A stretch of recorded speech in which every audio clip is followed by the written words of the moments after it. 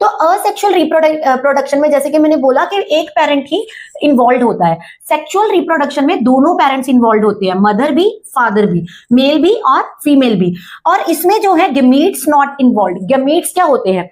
Reproduction करने के लिए जो सेल्स होते हैं, स्पेसिफिक सेल्स होते हैं, रिप्रोडक्टिव सेल्स होते हैं, उनको बोला जाता है गमीट्स। जैसे कि अगर हम ह्यूमन की बात करें या एनिमल्स में बात करें तो फीमेल में क्या होता है? एग होता है, और मेल में क्या होता है? स्पर्म होता है। बट असेक्सुअल रिप्रोडक्शन में ये गमीट्स की रिक्वायरमेंट नहीं होती है। फिर जब क्या है कि गमीट्स की रिक्वायरमेंट ही नहीं है तो ये दोनों आपस में फ्यूज नहीं करेंगे, आपस में मिलेंगे नहीं, तो इसलिए इसमें फर्टिलाइजेशन भी रिक्वायर्ड नहीं है और इसमें फर्टिलाइजेशन प्रेजेंट होती है। ये सारे जो वर्ड्स है, गमीट है, फर्टिलाइजेशन है, जाइगोट है, ये आगे हम चैप्टर को जैसे जैसे डिस्क्राइब करते जाएंगे वैसे वैसे सारी टर्म्स हम सीखेंगे। फिलहाल के लिए आपके लिए ये डिफरेंस जानना बहुत जरूरी है।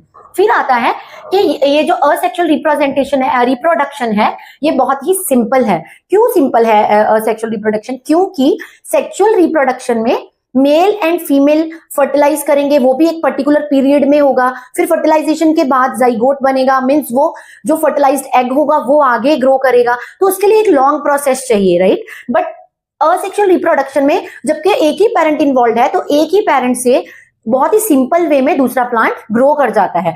नथिंग रिक्वायर्ड, ज्यादा टाइमलाइन की जरूरत नहीं होती, तो ज्यादा कॉम्प्लेक्स भी नहीं होता ये प्रोसेस।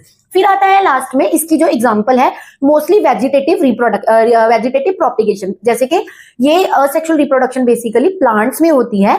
नई नई वेजिटेबल्स, प्लांट्स, फ्लावर्स को उगाने के लिए वेजिटेटिव रिप्रोडक्शन प्रोपिगेशन होती है और उसको वेजिटेटिव रिप्रोडक्शन या फिर वेजिटेटिव प्रोपिगेशन भी बोला जाता है।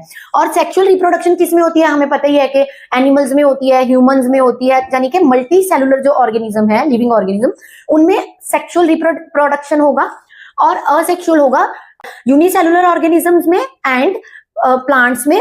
और प्लांट्स में जो असेक्सुअल रिप्रोडक्शन होती है, जिस प्रोसेस के थ्रू नई नई फसलें, नए नए प्लांट्स उगाए जाते हैं, उसको बोला जाता है वेजिटेटिव प्रोपिगेशन।